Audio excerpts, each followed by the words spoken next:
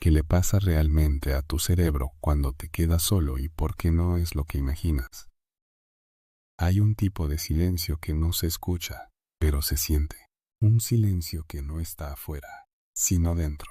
Ese momento en el que las conversaciones se apagan, el teléfono deja de vibrar, y descubres que la única voz que queda es la tuya. La soledad. Esa palabra que parece un susurro, pero que a veces retumba como un trueno dentro del pecho. Muchos la temen, otros la buscan, y casi todos la malinterpretan, porque la soledad no es solo estar sin nadie, es enfrentarte con quien realmente eres, cuando el ruido del mundo desaparece. La mente humana está diseñada para la conexión, no solo lo emocional, también lo biológico. Durante miles de años, el cerebro evolucionó para sobrevivir en grupo. Cada gesto, cada mirada, cada palabra, activaba una red de señales que nos hacía sentir seguros. Cuando estás con otros, tu cerebro produce dopamina, oxitocina, serotonina, pequeñas dosis de bienestar que te recuerdan que perteneces. Pero cuando te aíslas por completo, esas voces químicas se apagan. Y es ahí donde comienza la transformación. Al principio, el silencio parece inofensivo, un respiro necesario. Pero con el tiempo, ese mismo silencio empieza a pesar. Las investigaciones muestran que tras días o semanas de aislamiento, el cerebro comienza a confundirse. Pierde noción del tiempo. Los pensamientos se repiten. Las emociones se amplifican. La amígdala, esa parte del cerebro que regula el miedo, se hiperactiva. Empiezas a ver peligro donde no lo hay. El aislamiento prolongado puede hacerte sentir observado, aunque nadie te mire. Y poco a poco, la mente se convierte en un cuarto sin ventanas. En experimentos con aislamiento sensorial, personas que pasaron días sin contacto humano, reportaron escuchar voces, ver sombras, o sentir que el tiempo se detenía. El cerebro, en su intento de sobrevivir, comienza a crear su propia compañía. Imagina eso. Tu mente inventando ecos para no sentirse sola. No es locura. Es un mecanismo de defensa.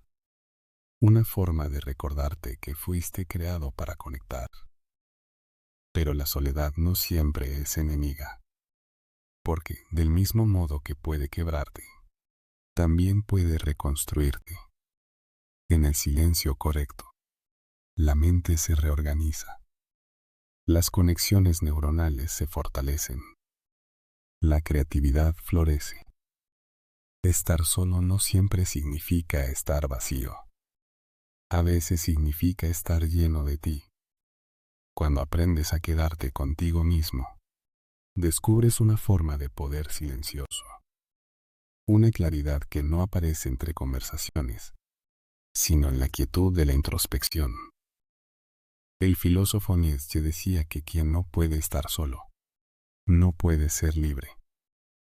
Y no hablaba de misantropía, sino de independencia interior.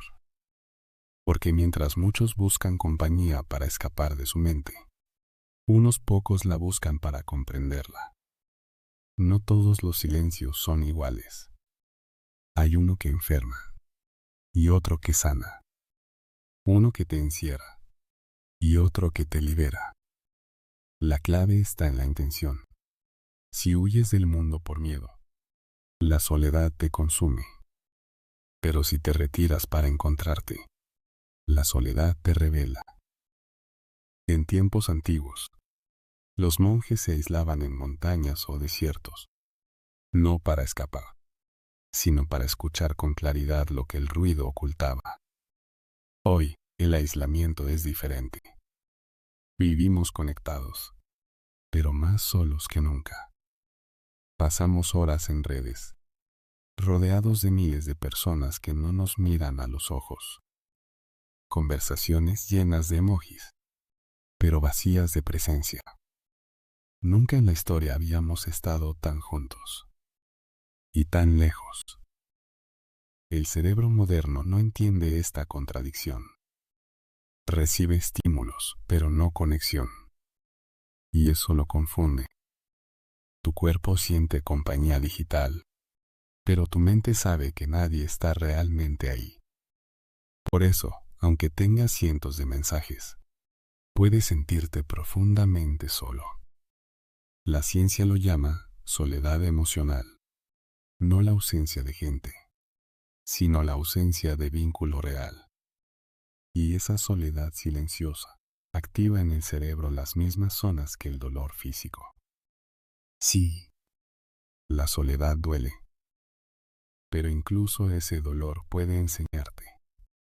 Porque cuando logras soportar tu propio silencio, dejas de depender del ruido de los demás para existir.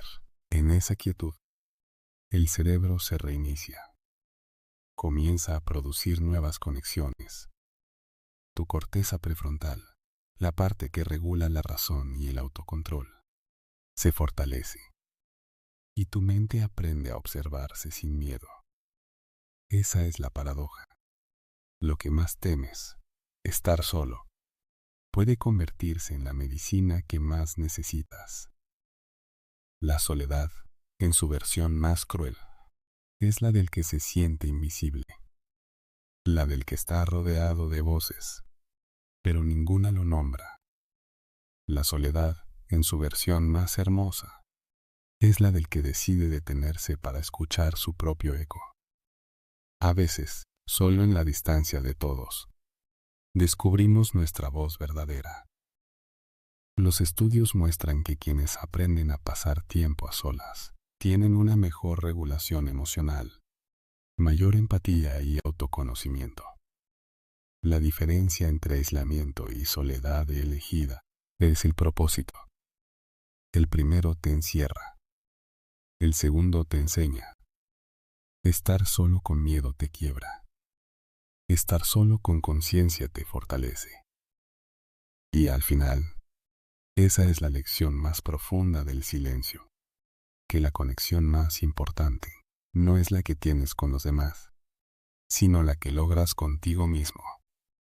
Cuando aprendes a convivir con tus pensamientos, a entender tus emociones, a escuchar sin ruido, descubres que nunca estuviste tan acompañado. La soledad no siempre es el enemigo. A veces es el espejo. Uno que no miente. Uno que te obliga a verte, sin máscaras, sin distracciones, y a preguntarte quién eres realmente cuando nadie te observa. Quizás la respuesta no sea huir del silencio, sino aprender a habitarlo. Porque ahí, en el punto exacto donde la mente se siente vacía, puede empezar el despertar.